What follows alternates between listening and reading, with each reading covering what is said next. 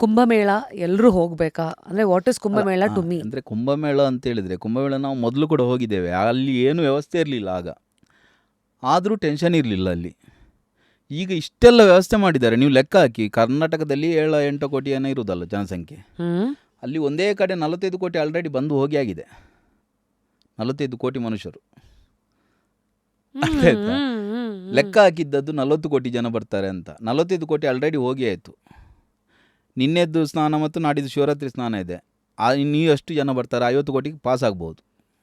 ಒಂದೇ ಜಾಗಕ್ಕೆ 50 ಕೋಟಿ ಜನ ಗ್ಯಾದರಿಂಗ್ ಆದರೆ ಎಷ್ಟು ವ್ಯವಸ್ಥೆ ಮಾಡಿದರೂ ಸಾಧ್ಯ ಇಲ್ಲ. ಹಾಗೆ ಅಲ್ಲಿ ಪ್ರಾಬ್ಲಮ್ ಆಗ್ತದೆ. ಯಾಕೆ ಅಷ್ಟು ಜನ ಬರ್ತಾ ಇದ್ದಾರೆ ಅಂತ ಹೇಳಿದ್ರೆ ಈ ಯೂಟ್ಯೂಬ್ ಎಲ್ಲ ನೋಡಿ, ಮತ್ತು ಜನರಿಗೆ ಈಗ ಏನು ಗೊತ್ತಾ, ಈ ಆಧ್ಯಾತ್ಮಿಕ ಮ್ಯಾಜಿಕಲ್ಲಿ ಭಾರಿ ಇಂಟ್ರೆಸ್ಟ್ ಬಂದಿದೆ. ಏನೋ ಮಾಡಬೇಕು, ನಮಗೆ ಕೂಡ ಫೋನ್ ಬರ್ದಾಡೆ ದಿನಕ್ಕೆ 20 ಕಾಲು ನೆರೆಮನೆ ಆಂಟಿಯನ್ನು ವಶೀಕರಣ ಮಾಡಿಕೊಡಿ ಅಂತಲೇ. ಆಯ್ತಾ ಅಂತೇಳಿದರೆ ಮನುಷ್ಯ ಅಧ್ಯಾತ್ಮ ಅಂತ ಏನು ಹೇಳ್ತಾನೆ ಅಂತ ಹೇಳಿದರೆ, ನೋಡಲಿಕ್ಕೆ ತುಂಬ ಓವರ್ ಆ್ಯಕ್ಟಿಂಗಲ್ಲಿ ಇರ್ತಾರೆ. ಬಟ್ ಎಷ್ಟು ಮನಸ್ಸು ಕೊಳಗಾಗಿರ್ತದೆ ಅಂತ ಹೇಳಿದರೆ, ದೊಡ್ಡ ದೊಡ್ಡ ಆಧ್ಯಾತ್ಮಿಕ ವ್ಯಕ್ತಿಗಳಂತ ಹೇಳ್ತಾರೆ, ಕೈ ಮುಟ್ಟುವಾಗಲೇ ಗೊತ್ತಾಗ್ತದೆ ನಮಗೆ ಎಷ್ಟೆಲ್ಲ ಒಳಗೆ ಇಟ್ಕೊಂಡಿದ್ದಾರೆ ಅಂತ. ಅರ್ಥ ಆಯ್ತಲ್ವಾ? ಅಂತ ಹೇಳಿದರೆ ಮ್ಯಾಜಿಕ್ ಎಲ್ಲದರಲ್ಲಿ ಅದೇ. ವಶೀಕರಣ ಮಾಡ್ಬೋದು, ಅದು ಮಾಡೋದು, ಥರ್ಡ್ ಐ ಆ್ಯಕ್ಟಿವೇಶನ್, ಕ್ರಿಸ್ಟಲ್, ಏನೇನೆಲ್ಲ ಮಾಡ್ಕೊಳ್ತಾರೆ ದೇಹವನ್ನು. ಕೆಲವರೆಲ್ಲ ಎಷ್ಟು ಇಲ್ಯೂಷನ್ ಇದ್ದಾನೆ ಅಂತ ಹೇಳಿದರೆ ಅದೆಲ್ಲ ಸ್ಟೋರಿ ಕೇಳಿದರೆ ನೀವು ಪಿಕ್ಚರಲ್ಲಿ ಕೂಡ ಅಂತ ಸ್ಟೋರಿ ಬರಲಿಕ್ಕಿಲ್ಲ, ಅಂಥದ್ದೆಲ್ಲ ಇದೆ. ಅರ್ಥ ಆಯ್ತಾ? ಸೊ ಇಷ್ಟೆಲ್ಲ ಮಾಡ್ಕೊಳ್ತಾರೆ. ಸೊ ಏನಂತ ಹೇಳಿದ್ರೆ ಈಗ ಕುಂಭಮೇಳಕ್ಕೆ ಹೋಗೋದು ಕೂಡ ಅಲ್ಲಿ ಪಾಪ ಪರಿಹಾರ ಆಗ್ತದಂತೆ, ಅದಾಗ್ತದಂತೆ, ಇದಾಗ್ತದಂತೆ. ಅದು ಆಗ್ತದೆ ಇಲ್ವೋ ಅದು ನಮಗೆ ಗೊತ್ತಿಲ್ಲ, ಅದು ಬೇರೆ ವಿಷಯ, ಹೌದಲ್ವಾ? ಮತ್ತು 144 ವರ್ಷಕ್ಕೊಮ್ಮೆ ಬರೋದು ಕೂಡ ಅದು ಕೂಡ ಒಂದು ಮಿಥ್ಯೆ. 12 ವರ್ಷಕ್ಕೊಮ್ಮೆ ಆಗ್ತದೆ ಅಲ್ಲಿ, ಅರ್ಥ ಆಯ್ತಲ್ವಾ? ಸೊ ಅಲ್ಲಿ ವಿಷಯ ಏನಂತ ಹೇಳಿದರೆ ಗಂಗಾ ಯಮುನಾ ಸರಸ್ವತಿ ಸಂಗಮದಲ್ಲಿ ಸ್ನಾನ ಮಾಡೋದು, ಹೌದಲ್ವಾ? ಸರಿ.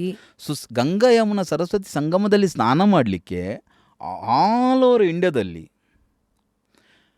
ಈಗ ನಮಗೆಲ್ಲ ಫೋನ್ ಇದೆ, ಮೊಬೈಲ್ ಇದೆ, ಈಗೆಲ್ಲ ಕಾಂಟ್ಯಾಕ್ಟ್ ಇದೆ, ಇದೆಲ್ಲ. ಮೂಲದಲ್ಲಿ ಅದು ಪ್ರಾರಂಭ ಆದದ್ದು ಹೇಗೆ ಅಂತ ಹೇಳಿದರೆ, ನಮ್ಮದು ಆರ್ಗನೈಸ್ಡ್ ರೀಜನ್ ಅಲ್ಲ ಭಾರತದ್ದು. ಬೇರೆ ಕಡೆಯಲ್ಲಿ ಎಲ್ಲ ಒಂದೊಂದು ವ್ಯವಸ್ಥೆ ಇದೆ, ಭಾನುವಾರ ಶುಕ್ರವಾರ ಜಾಯಿಂಟ್ ಆಗೋದು, ಒಂದು ಕಡೆ ಸೇರುವುದೆಲ್ಲ. ನಮ್ಮಲ್ಲಿ ಆ ಕನ್ಸೆಪ್ಟ್ ಇರಲಿಲ್ಲ, ದೇವಸ್ಥಾನದ್ದೆಲ್ಲ ಕನ್ಸೆಪ್ಟ್ ಇರಲಿಲ್ಲ, ತೀರ್ಥಕ್ಷೇತ್ರದ್ದು ಕನ್ಸೆಪ್ಟ್ ಇದ್ದದ್ದು ಖಾಲಿ. ಸೊ ಭಾರತ ರಾಜಕೀಯವಾಗಿ ಈಗೆಲ್ಲ ಅತಿ ಬುದ್ಧಿವಂತರೆಲ್ಲ ಹೇಳ್ತಾರೆ, ರಾಜಕೀಯವಾಗಿ ಯಾವತ್ತೂ ಕೂಡ ಭಾರತ ಒಂದು ದೇಶ ಆಗಿರಲಿಲ್ಲ, ಬ್ರಿಟಿಷರಿಂದಾಗಿ ಆದದ್ದು, ಹಾಗೆ ಇದ್ದದಲ್ಲ. ಹಾಗೆ ಅಲ್ಲ, ದೇಶ ರಾಜ್ಯ ಆಡಳಿತಾತ್ಮಕವಾಗಿ ರಾಜ್ಯಗಳು ಬೇರೆ ಬೇರೆ ಇತ್ತೇ ಹೊರತು ಆಧ್ಯಾತ್ಮಿಕವಾಗಿ ಭಾರತ ಒಂದೇ ಇದ್ದದ್ದು. ಒಬ್ಬ ಶೈವ ಆಗಿದ್ದವ 12 ಜ್ಯೋತಿರ್ಲಿಂಗ ಅಂದರೆ ಇಡೀ ಇಂಡಿಯಾ ತಿರುಗಿದಾಗೆ. ಒಬ್ಬ ಶಾಕ್ತಿ ಆಗಿದ್ದವ 51 ಶಕ್ತಿಪೀಠಕ್ಕೆ ಹೋದರೆ ಇಡೀ ಇಂಡಿಯಾ ತಿರುಗಿದಾಗೆ. ಒಬ್ಬ ವೈಷ್ಣವ 4 ಚತುರ್ಧಮಗಳಿಗೆ ಹೋದರೆ ಇಡೀ ಇಂಡಿಯಾ ತಿರುಗಿದಾಗೆ.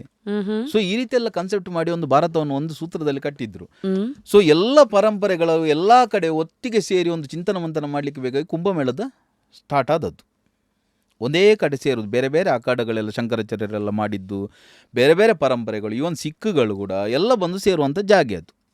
ಅರ್ಥ ಆಯ್ತಾ?